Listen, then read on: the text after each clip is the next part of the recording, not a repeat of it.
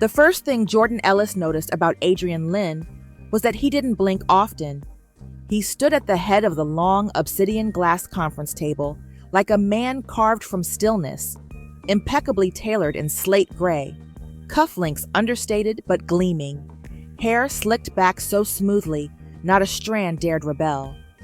Around him sat senior executives and board members, all tensely silent as Adrien flipped through presentation slides on the mirrored screen behind him. It was Jordan's third hour on the job, her first as his executive assistant, and her instinct was already whispering, this man doesn't leave room for error or people. And that's why our Q3 international licensing strategy must be refined before the Tokyo summit, Adrien said, voice cool and precise. We're not negotiating from strength. We're compensating for previous indulgences. A few heads nodded rapidly. One exec scribbled something, even though Adrien wasn't looking.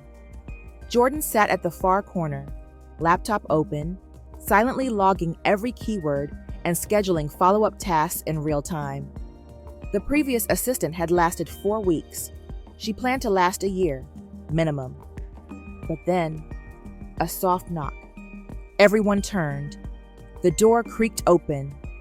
"Sir," the front receptionist whispered, breathless, I'm sorry to interrupt, but it's your son." The word dropped like a stone in water. Adrien's jaw tightened. His eyes flicked to the clock. Barely noon. What about him? He's here, with his backpack, and no one else. 2 months ago, Leo had come home from Vivian's with a broken wrist. "Just an accident," she insisted. "He slipped."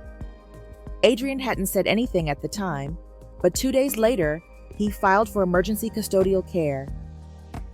"Sir, the nanny said she quit this morning and tried to notify the family line. She left Leo with the driver."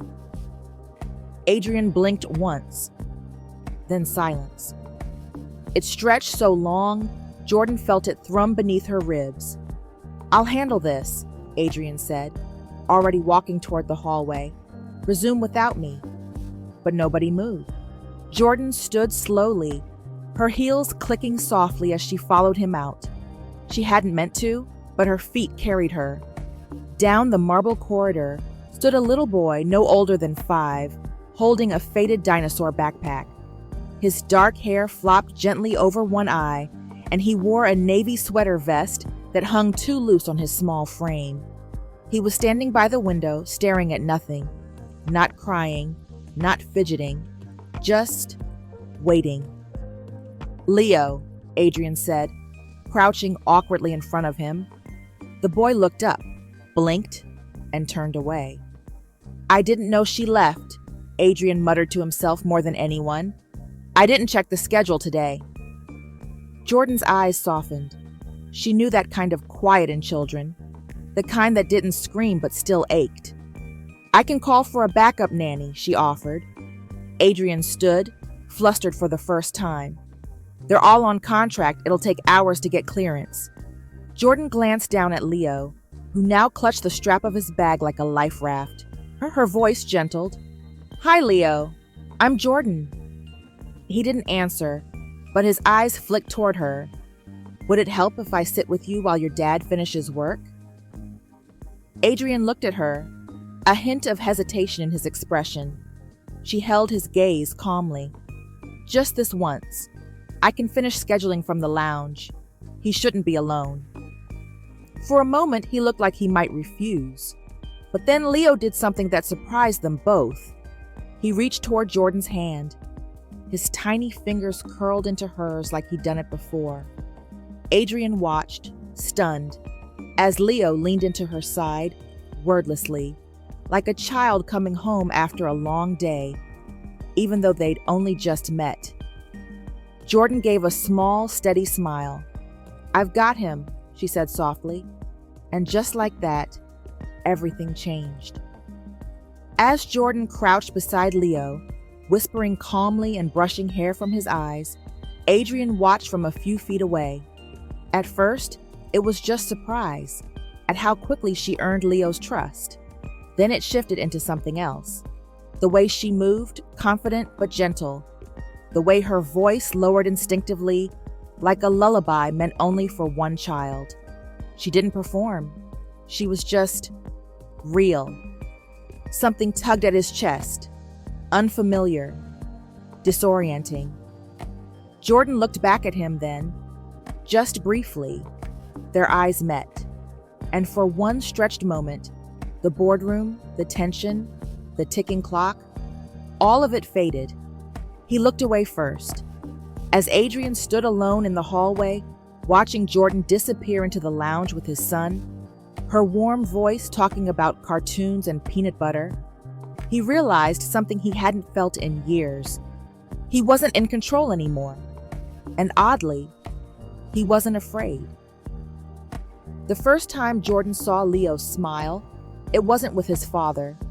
It was on the 12th floor lounge of Lynn Media Tower, under the flickering lights of a vending machine and surrounded by half-empty coffee cups. She had been flipping through a picture book about dinosaurs on her tablet, her voice calm and animated, even as emails kept pinging in her peripheral vision. And then the Stegosaurus. See this guy right here? He had plates down his back like armor. Total baddie.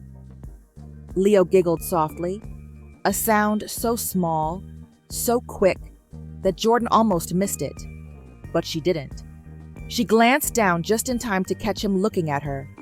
Not past her, not through her, but at her, like she was safe, familiar, like she was something he'd been searching for without knowing it. "Do you like dinos?" she asked, smiling. He nodded, still silent. But his hand reached for the screen again. That's how it started. "Jordan, did you reschedule the Taipei call to Thursday?" Adrien's voice snapped through the hallway like a whip. Crisp, focused. Jordan didn't flinch. "Yes, and I moved the ESG report summary to your 8 a.m. since you don't need prep for the acquisitions meeting. Already in your drive." He blinked. Impressive. She gave a tight smile, juggling Leo's snack container and her laptop. Later that day, Jordan returned from grabbing Leo's favorite snack. Adrien stood near the glass wall of his office, pretending to review a call schedule, but his gaze slid toward her. She walked with ease, graceful in motion, curls bouncing, gold hoop earrings catching the light. Leo beamed the moment he saw her. Adrien felt something stir. He wasn't used to this feeling, not at the office, not anywhere. It wasn't lust, not exactly. It was curiosity, and the kind of peace he hadn't felt since childhood. She was a presence, not just a person. And when she laughed at something Leo whispered, her shoulders shaking softly, Adrien had to look away again. Not because he wasn't interested, but because he was. It had been 3 weeks since the nanny incident, and somehow, Jordan had become more than an assistant. She was now an emergency babysitter, a snack strategist, and, unintentionally, Leo's emotional compass. Adrien noticed. Of course he noticed. He just didn't know what to do with the noticing. By the 4th week, Leo began waiting for her. He'd peek out from behind Adrien's office door when she arrived, eyes lighting up as she waved a pack of dinosaur stickers. He'd sit beside her at the lounge table while she typed one-handed and helped him color with the other. Jordan didn't ask questions, didn't pry, but she watched. She noticed how Leo would flinch at loud voices, how he froze whenever Adrien raised his tone on a call, even if the call wasn't about him. She noticed how Adrien never bent, never knelt, never softened, until one evening. They were the last ones in the building. Adrien, still in his shirt sleeves, was reviewing projections at the head of the lounge while Leo sat cross-legged on the carpet near the window. Jordan was folding Leo's jacket when she heard it. A quiet hum, the faint scrape of a crayon. She walked over, knelt beside him. Leo was drawing 3 stick figures, one taller, one with curly hair, one small with a smiling face and big arms. Jordan stared. Her throat went tight. "Who's that?" she asked gently. Leo pointed. "Me," she smiled. "And this one?" "Daddy." Her hand hovered over the last figure, the one with the curly hair. She already knew, but she asked anyway. "And this?" Leo hesitated, then nodded. "Mommy." Something cracked quietly in her chest. She looked down again. The word was written in crayon under the third figure. Mommy. Jordan blinked quickly. The child's voice was so soft it nearly shattered her. "You don't yell," Leo whispered. "You sit on the floor with me." She swallowed. Her hands trembled slightly as she smoothed the edge of the paper. "I'm not your mommy, baby," she said, her voice tight but kind. Leo didn't reply, just leaned against her shoulder like it didn't matter. And maybe to him, it didn't. Jordan stood by the office printer the next morning, the drawing still folded in her planner. She hadn't shown Adrien. She wasn't sure if she should. Her hands moved mechanically, feeding in documents. But her mind was stuck on crayon lines and a child's quiet hope. Adrien stepped into the break room, his tie loose, a rare crease in his brow. He paused beside her, silence stretched. Jordan finally turned. "He drew this yesterday," she said quietly, holding out the paper. Adrien took it. He stared at the label under the curly-haired stick figure. His fingers clenched slightly. "He's never drawn a family before," he said, more to himself than her. Jordan looked up, her eyes searching his. "I know I'm not his mother," she said, voice steady, "but he sees something soft." Adrien looked at her then, really looked. Jordan Ellis was no stranger to complicated men. Before coming to China, she'd worked under CEOs who screamed across conference rooms and sobbed in boardrooms. She'd mediated firings, family feuds, and once, a post-divorce meltdown involving someone's ex-wife hacking into the payroll system. But nothing had ever been as quietly complicated as Adrien Lin. It was in the way he didn't speak unless necessary, the way he controlled everything from lighting temperature to the sound level of his office playlist, always cello, always restrained, the way he never touched his son unless prompted, and the way he looked at Jordan sometimes, like he was trying to name something in her he couldn't understand, but couldn't ignore. After Leo's drawing, Jordan tried to put space between them. She stopped lingering in the lounge. She avoided late-night wrap-ups. She told herself it was better this way. For Leo's sake, for hers. She wasn't his mother, and Adrien certainly wasn't hers to care about. But caring had never asked for permission. Wednesday morning, 6:42 a.m. Her phone pinged before dawn. "Adrien, Leo has a fever. I need help." She hesitated. Then, "I'll be there in 30. No hesitation. Adrien, "Thank you." His penthouse was sleek, sterile, silent, like everything else in his life. But the silence cracked when Leo whimpered softly in his blanket. His face was flushed, eyes watery. Jordan knelt beside the couch without a word, brushing her fingers against his damp forehead. "You didn't need to come," Adrien murmured from the hallway, arms crossed. Jordan glanced up at him. "Yes, I did." He looked down, visibly wrestling with something. "Truth is," he exhaled, voice lower now, "I don't know what to do when he's like this. My father, he never stayed home when I was sick. He said weakness was dealt with privately. He had a nurse. I never saw his hands shake, not even once." Jordan blinked. It was the most he'd ever said about himself. "You were expected to be perfect," she said quietly. He nodded. "There wasn't room for softness or mistakes. I swore I'd be better, but now I see I've just become silent instead of cruel." She stood slowly, folding Leo's blanket as she spoke. You know, Adrien, perfection isn't the opposite of failure. It's the opposite of being human. He looked at her, really looked at her. I've never met someone like you, he said. Someone who can be so composed and still kind. Jordan held his gaze. That's because I learned to carry everything alone, including heartbreak. A beat passed, then she stepped back. I should go. This is getting blurry. Blurry? He asked. You're my boss, and I'm playing house. She didn't mean it to hurt, but it did. She saw it flicker in his eyes, just for a moment. The rooftop was cool that night, the city lights flickering beneath them. Jordan leaned against the railing, arms folded. Adrien stood beside her, uncharacteristically unguarded. You're still my boss, she murmured after a long silence. Adrien tilted his head. Is that how you really see me? She exhaled, not meeting his eyes.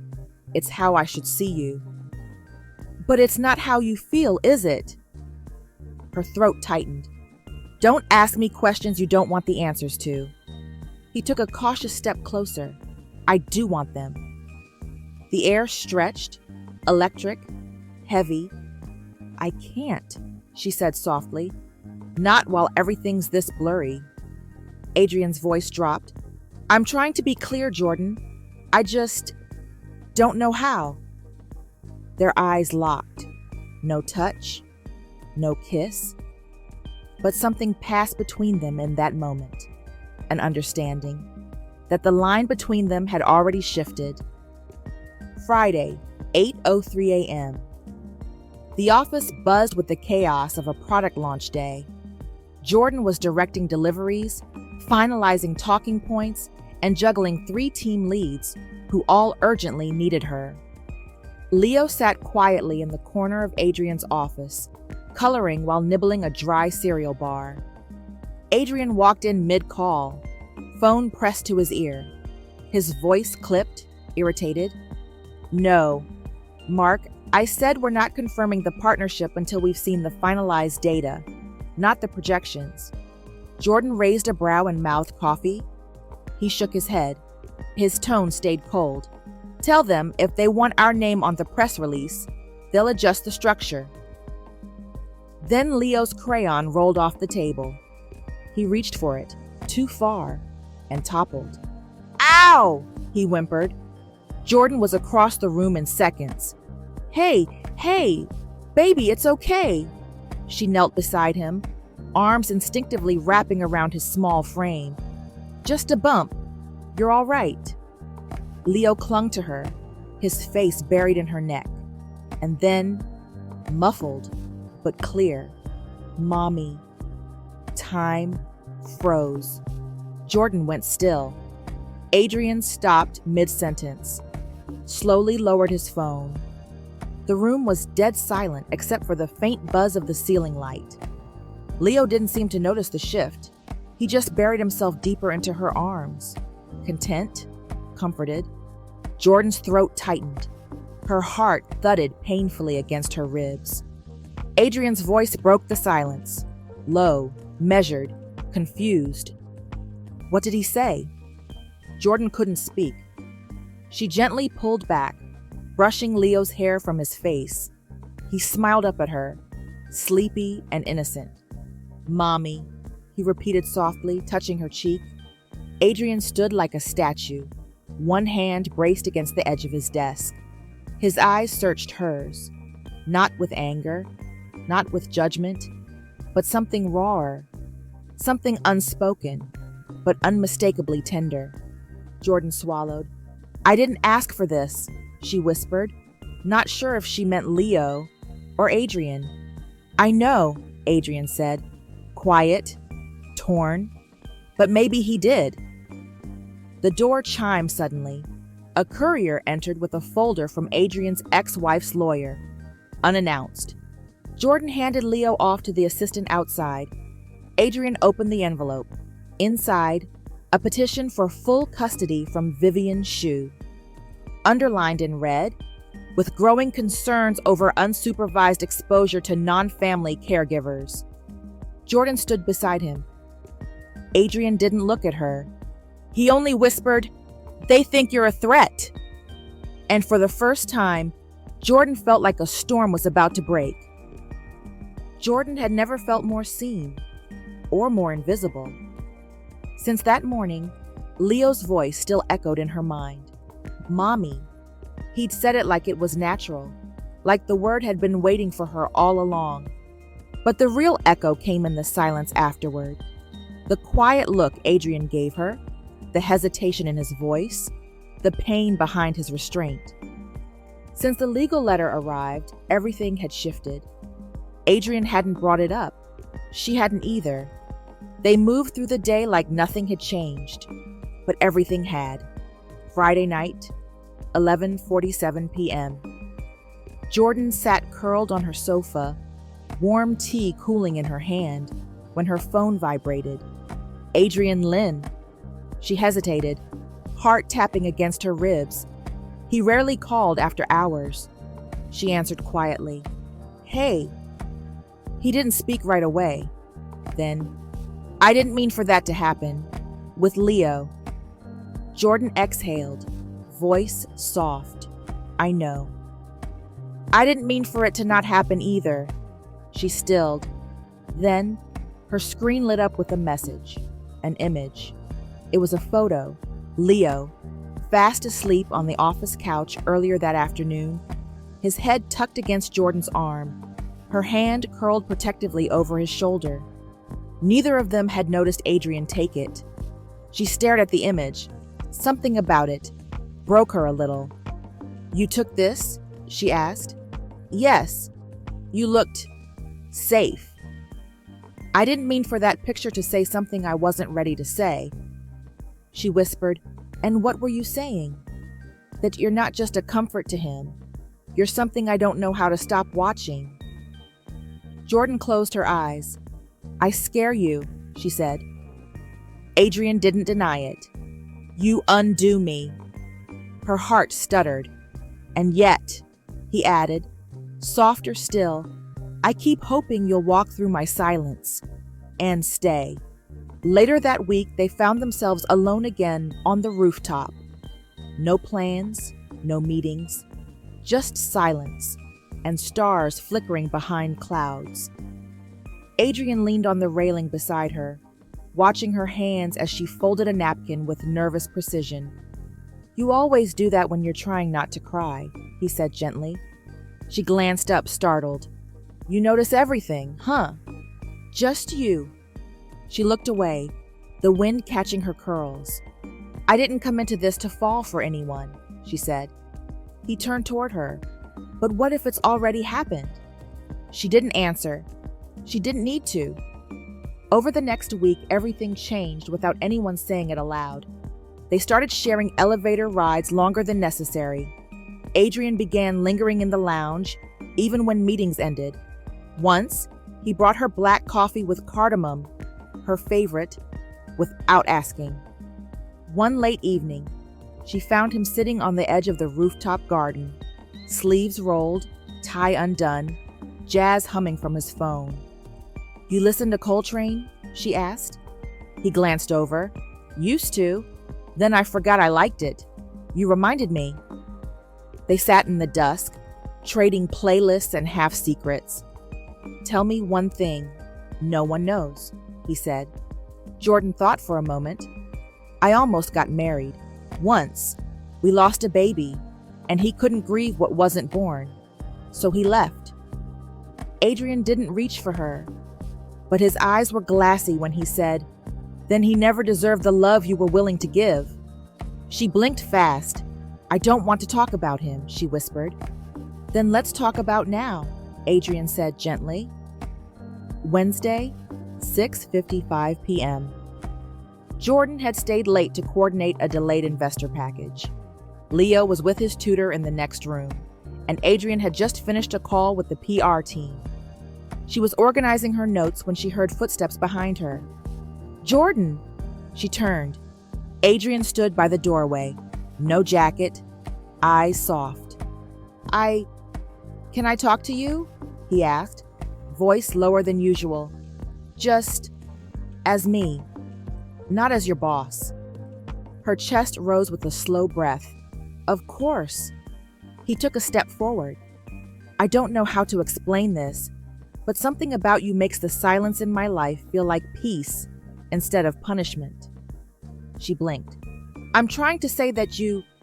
Adrien?" A woman's voice echoed from behind him. They both turned. A tall woman stepped into view. Polished, graceful. The kind of woman who wore ambition like perfume. Subtle, but impossible to ignore. Jordan stood slowly. Her hands dropped to her sides. The woman smiled at her, then at Adrien. "Sorry to interrupt. I'm from the Post, doing the legacy feature on Adrien. I'm conducting the pre-interview. Is now a good time?" Jordan blinked. Legacy feature? Adrien's expression darkened, but not with surprise. He looked caught. Jordan spoke first. "You're being profiled?" He hesitated. "It was planned before. I meant to cancel it." The journalist turned to Jordan, eyes glittering. "And you are?" Adrien opened his mouth, but Jordan beat him to it. "I'm his assistant," she said calmly. "Jordan Ellis." The word assistant felt like acid on her tongue. The woman smiled, pen ready. "Perfect. I'd love to ask you a few questions too. Off the record, of course." Adrien looked like he might stop her, but Jordan stepped back, her face composed. "No need," she said. "I'll leave you both to it." She turned and walked out. Adrien's voice followed softly. "Jordan, wait." But she didn't. Behind her, his silence echoed louder than any apology. In the elevator mirror, Jordan caught her own reflection. Strong, beautiful, cracked just slightly at the edge. The photo of Leo asleep in her arms still sat unread in her message thread. She hadn't replied. Now, she didn't know if she should. There was a chill in the air that didn't match the weather. Even in early spring, the city shimmered under sunlit sidewalks and the first blush of cherry blossoms along the park. But inside the executive suite of Lynn Media Group, the temperature dropped 5 degrees the moment Vivian Shu walked in. She always made an entrance like she owned the air in the room. Her heels clicked like punctuation marks. Silk blouse immaculate, burgundy lips, a diamond brooch at her collar that gleamed like a blade. "Vivian," Adrien said, standing slowly. His tone was unreadable, cold, nostalgic, defensive. Even he didn't know. "Adrien," she replied sweetly, kissing both of his cheeks like they were old friends, not ex-spouses. Jordan, standing beside the boardroom window, watched every micro-expression in silent calculation. She hadn't been told Vivian was coming. No one had. Vivian didn't ask permission to arrive. She announced herself. Leo sat on the lounge sofa, distracted by his tablet. When he glanced up and saw her, his face brightened. Out of politeness, not warmth. "Mommy," he called, uncertain. Vivian smiled. "There's my little prince." She bent to hug him. Jordan noticed the way Leo stiffened. Vivian's hands hovered, more for show than contact. It wasn't maternal. It was political theater. Jordan's chest tightened. Vivian straightened and turned her gaze directly to Jordan. "You must be the new assistant," she said, smiling like she already knew everything. Jordan lifted her chin. "Jordan Ellis, executive assistant to Mr. Lynn Dot." Vivian's smile didn't waver. "You must be very capable. I've heard your name twice this month already." Adrien cleared his throat. "Vivian, why are you here?" She turned smoothly. "Let's talk in your office. Privately." Jordan turned to leave, but Adrien stopped her. "Stay." Vivian raised an elegant brow. How transparent. Adrien didn't blink. "She stays." In the glass-walled office, Vivian took a seat like she was on a throne. Jordan stood behind Adrien's desk, silent but present. "I'm running for board chair," Vivian said, crossing her legs. "Jus International is expanding its political influence, and my father wants to present a unified family brand for the upcoming election season." Adrien narrowed his eyes. "You're not family anymore." "But Leo is," she countered, smiling. Jordan's hands curled into fists. Vivian continued, cool as winter. "We're filing for full custody." Silence. Adrien's voice, when it came, was low, controlled. "You barely visit. Leo doesn't know your voice when he dreams." "Adrien," she said lightly, "we both know what this is really about. You've let your assistant become the child's stand-in mother. The photos are all over your internal press. You didn't think that would draw attention?" Jordan felt the air punch out of her. "Jordan has been nothing but—" "Exactly," Vivian interrupted. "She's everything. And that's the problem. This makes you look unstable, like you're trying to rebuild the perfect family through corporate support staff." Adrien's fist clenched at his sides. He called her mommy on his own, because she was there. Vivian's tone sharpened just a hair. "And where were you when the court offered you full custody 5 years ago?" The room fell utterly silent. Jordan looked up. Adrien's shoulders stiffened. Vivian's smile widened. "Oh," she said, voice smooth. "He never told you?" Jordan looked between them. "Told me what?" Vivian leaned forward like she was offering a bedtime story. "When Leo was 1, the court leaned in Adrien's favor. I was working overseas, traveling, unstable, they said. He could have had full custody, but he declined." Jordan stared at Adrien. Vivian delivered the final blow like a lover's kiss. He said he wasn't ready to be a full-time father, that he didn't want Leo to grow up cold, that he feared turning into his own father. Adrien looked at Jordan, but she took a step back, and that was worse than a slap. Vivian stood and brushed off her jacket.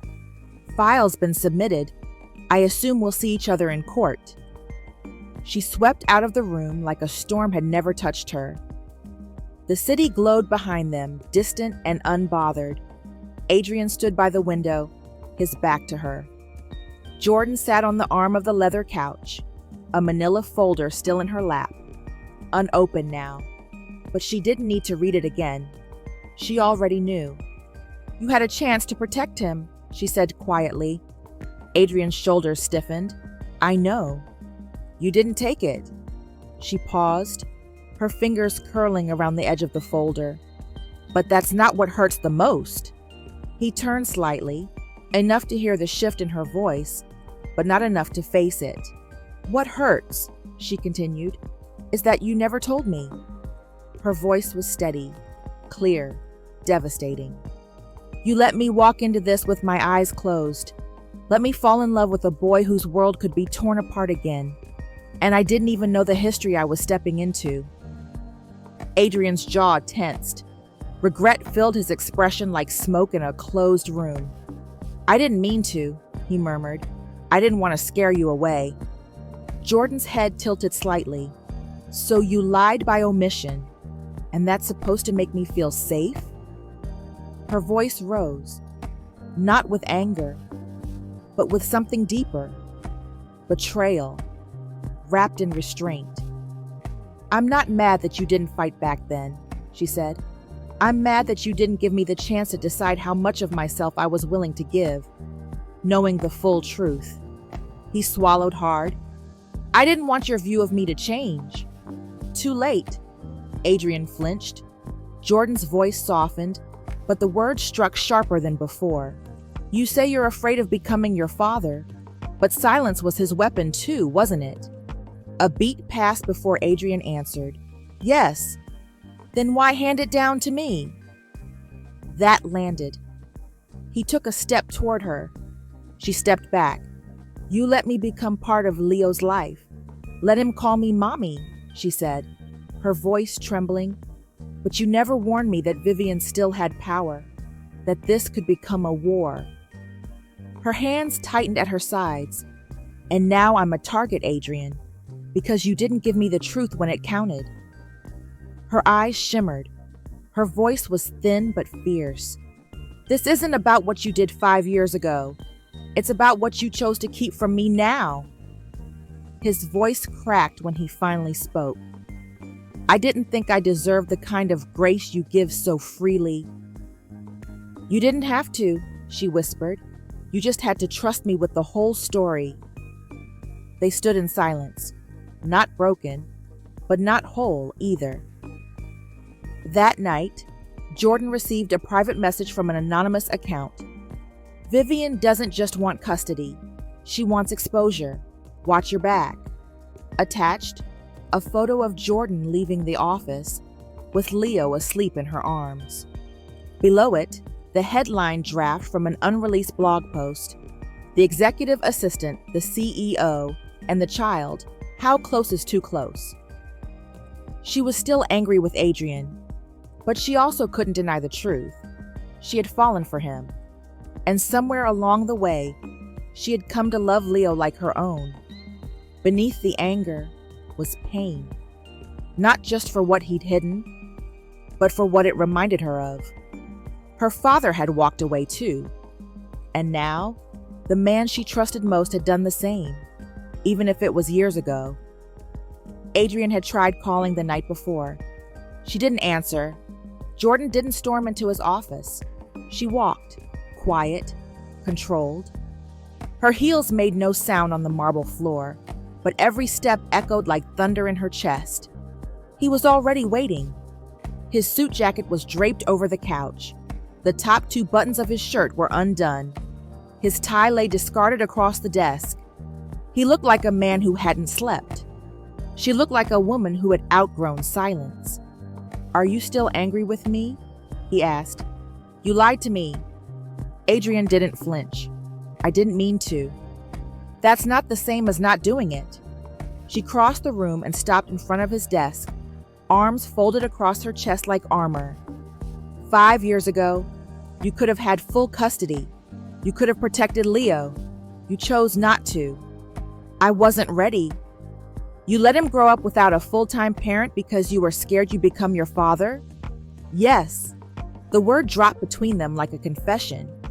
He took a step toward her. She stepped back. Jordan, what hurts is that you walked away from your son, just like my father walked away from me. Adrien froze. She blinked back tears, but one escaped anyway. I was 7 when he left. I remember thinking maybe if I smiled harder, or talked quieter, or cried less, maybe he'd stay. You let me believe Vivian was the unstable one. I didn't use you, he said quickly, his voice raw. Not once. Don't ever think that.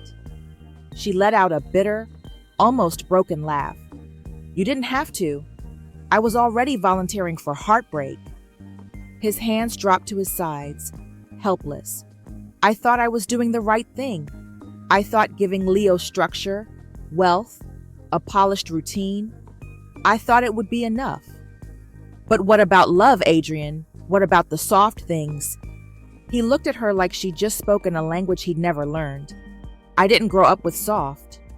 I know, she whispered. That's why you've spent your whole life chasing control instead of connection. She turned to leave. I was afraid of becoming my father, he said behind her. He was cold, calculated. My mother used to smile when he traveled. Jordan didn't turn back. You know what's worse than becoming your father? She said. Becoming a man who knows better and still runs. Later, that day at Jordan's apartment, the package was hand-delivered. No return address. She opened it slowly. Inside, a manila folder labeled Ellis, Character Evaluation. Her breath hitched.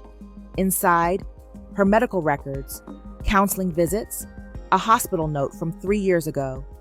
Words like grief-related trauma, miscarriage at 13 weeks, diagnosed with situational depression, short-term therapy, unmarried. She froze. At the bottom of the file, A letterhead from Shoe International's legal team. The letter was blunt. Given the sensitive nature of Ms. Ellis's past and lack of formal guardianship credentials, we advise reassessing her proximity to Leo Lynn to avoid potential liability concerns. Jordan stared at the paper, heart pounding. It wasn't just a warning, it was a threat. Jordan stormed in, clutching the folder. She went after my past. Adrien looked up from his desk, confused. What? She dug up my hospital records, Adrien. My therapy files, my miscarriage. His expression collapsed. I didn't know. I swear. She's trying to paint me as unstable, as inappropriate, as some broken woman attaching herself to your child because she couldn't keep her own. Adrien stood quickly. No, Jordan, that's not who you are. But it's who she wants the court to believe I am. She threw the folder on his desk. Do you understand what this means? My pain is being weaponized. My grief is being packaged as a reason I'm unfit to care for a child I didn't ask for, but love like he's mine. It wasn't just anger in her voice. It was betrayal. I let you see me, Adrien. I told you about the baby I lost, and now she's turned my pain into a press pitch. He looked devastated. You think I would ever use that against you? I don't know what to think anymore. Silence, and then, You've seen my shame, he said. Let me earn your trust. Jordan's voice broke. I don't need you to be perfect, but I need you to stop hiding behind who your father taught you to be. Adrien stepped forward. This time he didn't stop.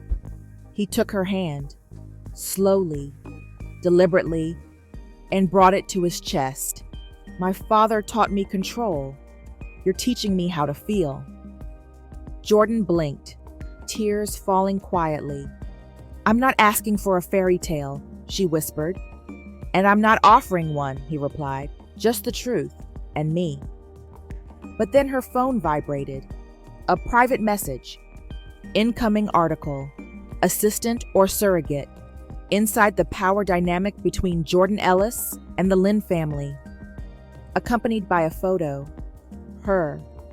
Leo asleep on her lap. And Adrien watching her with something unmistakable in his eyes. Love. Jordan looked up at Adrien, trembling. They're going to paint me as a villain. He stepped closer. Then I'll rewrite the story.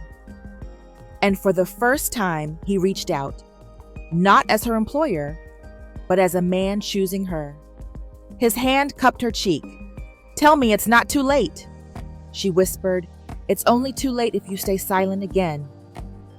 The rain tapped softly against the windows like a lullaby. The city was hushed beneath the clouds, lights blurred by the mist. Inside, the penthouse was dim, save for the gentle glow of a bedside lamp. Adrien sat cross-legged on the carpeted floor of Leo's room, his tie gone, sleeves rolled, hair slightly damp from the walk home. A storybook lay open in his lap, but the words had long stopped. Leo sat curled in front of him, knees tucked to his chest, his voice barely a whisper. Mommy Jordan was crying today. Adrien's chest tightened. I know. Is it because of me? Adrien looked at his son, really looked at him, this small, perceptive child who had seen far too much for someone so young. No, he said softly, brushing Leo's hair back from his forehead. It's because she loves you. And sometimes, love makes things hurt, even when it's not your fault. Leo blinked up at him. Did you love Mommy Jordan too late? Adrien inhaled sharply.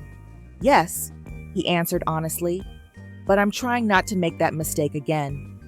Leo leaned into his father's chest. Then tell her, so she won't cry when she thinks no one sees. Adrien wrapped his arms around his son, holding him tighter than he ever had. I will, he whispered. I promise. Jordan stood just beyond the doorframe, her body still, her expression unreadable. She hadn't meant to overhear, but something in Adrien's voice, the way he cradled Leo, the honesty in his silence. It cracked something in her. Not pain, not yet forgiveness, but something tender. Hope, maybe. Adrien looked up. Their eyes met. He didn't say anything. He didn't need to. And for the first time in days, Jordan didn't walk away. The resignation letter sat on Jordan's desk like a loaded gun. Typed, signed, folded neatly in an envelope with her initials written in careful pen. No bitterness, no drama, just quiet heartbreak. She didn't want to leave, but the truth was simple. She couldn't stay. Not when the media dragged her name through tabloids. Not when Leo's custody was dangling on a string. Not when her very existence in Adrien's life could be twisted into something corrupt. She was protecting Leo, and maybe protecting herself too. She had nearly loved him, and that was the problem. Leo deserved stability, not scandal, not a woman being smeared across headlines, not a man who took too long to fight. That morning, 8:12 a.m., the elevator doors slid open to the soft sound of Leo crying. Jordan stepped out, her chest tightening. He sat in the hallway of Adrien's office, clutching his little dinosaur toy, sniffling with red eyes. "Leo?" She dropped to her knees. He looked up. "You didn't come yesterday." "I know, baby. I'm sorry. Did I do something wrong?" Her heart split in two. "No," she whispered, pulling him into her arms. "You didn't do anything wrong." He clung to her like his world was tipping sideways. "Don't go. Please don't go."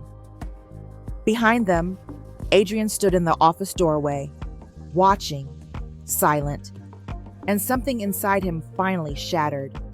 She was leaving, unless he did something, now. Later, that day, press room, Lynn Media headquarters. Cameras clicked like angry insects. The room buzzed with reporters. Words like custody, abuse of power, assistant affair hovered in the air like poison.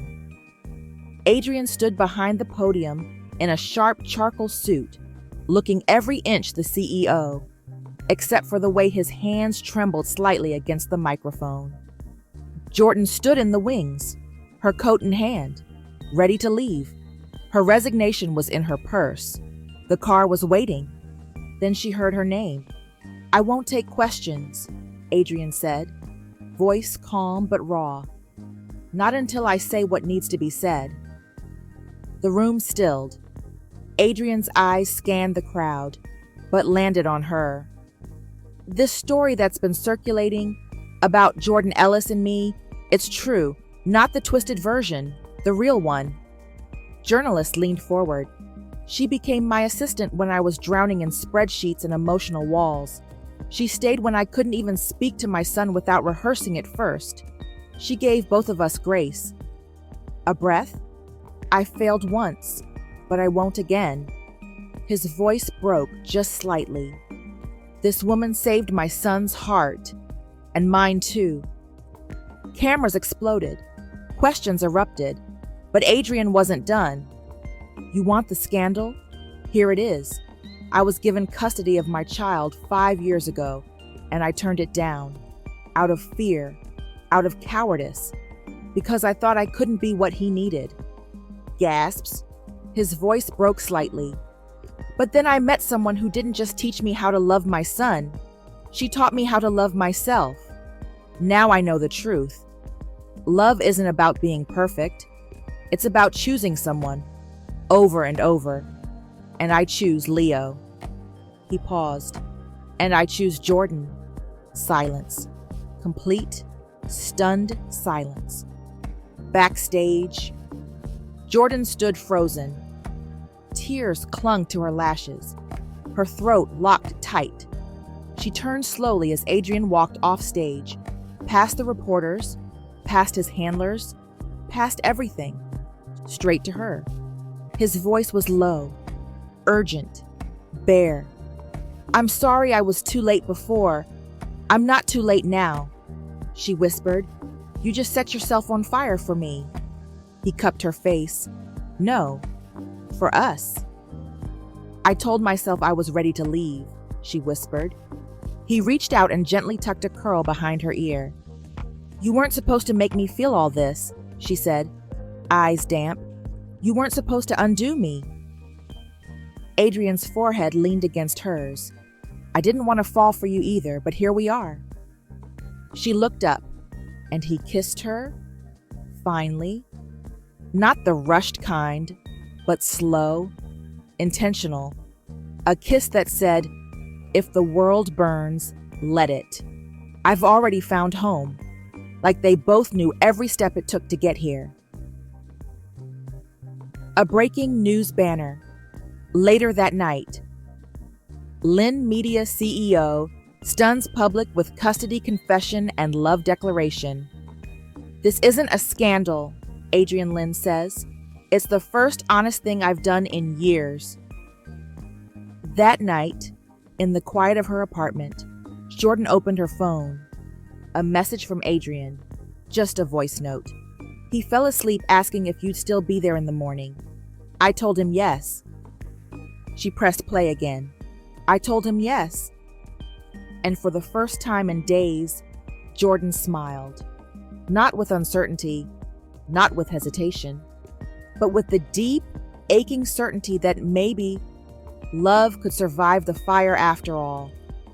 The storm didn't end with thunder. It ended with stillness. Vivian Shu's media team released a single-line statement. We wish Mr. Lynn and his son the best, and we will no longer be pursuing custody proceedings at this time. There were no interviews, no final clause, just the quiet click of a door closing. For good, the public turned, not against Adrien, but toward him. For the first time, he wasn't seen as a headline, a figurehead, or a legacy heir. He was seen as a father. And Jordan? She was no longer the assistant. She was the woman who had stood in the fire and didn't run. But even victories leave scars. 3 weeks later, the office buzzed with recovery and rebranding. A new PR campaign rolled out titled Rewriting Legacy. Jordan was promoted, officially, to Director of Internal Affairs and Personal Partnerships, a custom title Adrien insisted on. You basically run my life anyway, he said, half smiling. But she hadn't moved back into his private sphere, not yet. She'd kept space. He gave it. Because trauma, like love, needs room to breathe. And Jordan was still healing. One rainy evening at Adrien's penthouse. It was Leo's 6th birthday. He didn't ask for gifts, just asked if Mommy Jordan could tuck him in. Jordan stood in the doorway, heart soft. She'd come straight from a meeting, blazer still on, heels kicked off by the door. Adrien had cooked, or tried. The cupcakes were burnt. The rice was too salty. But Leo beamed like he'd been served a royal feast. After cake, cartoons, and the longest bedtime story imaginable, Leo's eyes began to flutter closed. Jordan sat on the edge of the bed, brushing his curls gently with her fingers. Mommy Jordan, he mumbled sleepily. She smiled. Yeah, baby. Leo whispered, I knew you were my mom when you didn't leave. The breath caught in her throat. She leaned down and kissed his temple, her voice trembling. I'll never leave you. His hand found hers under the blanket and held it until sleep claimed him. A soft knock. Behind her, Jordan turned slowly. Adrien stood at the bedroom door, barefoot in sweatpants and a soft black t-shirt. His hair was a little messy, his face unreadable. In his hand, a small velvet box. Jordan's breath hitched. Adrien! He stepped closer, not urgent, not dramatic, just sure. He opened the box. Inside was a ring, but not a diamond. No flash, no performance.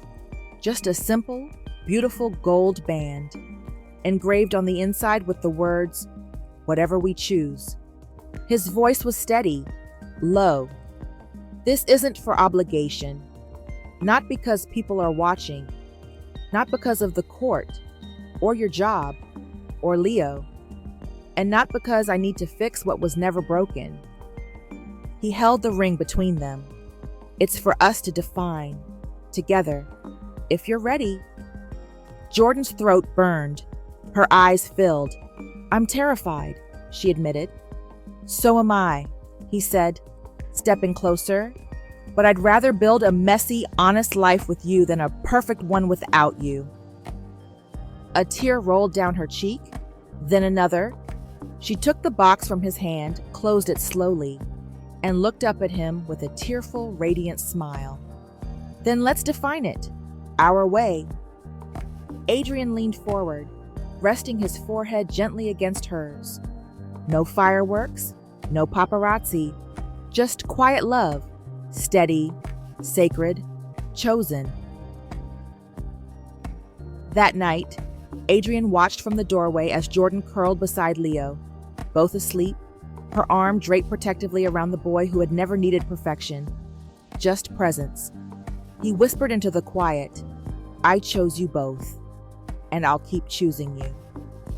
And for the first time in years, Adrien Lynn felt like a man no longer haunted by his legacy, but redeemed by the family he chose to build. The apartment was filled with the quiet music of a family at rest. Pancakes hissed softly on the stove. A cartoon theme song played low in the background. Adrien sat at the kitchen table in sweatpants and glasses, reading Leo's coloring book like it was a quarterly report. Jordan walked in barefoot, wrapped in Adrien's oversized hoodie, her curls tied in a lazy bun, a spatula in one hand and a half-burnt pancake in the other. "Okay, so, not my best batch," she said, eyeing the edges. Adrien looked up and grinned. "You say that every time. You also eat the first one before I can taste it." Leo ran into the kitchen, arms flailing. "It's a T-Rex birthday today." Jordan blinked.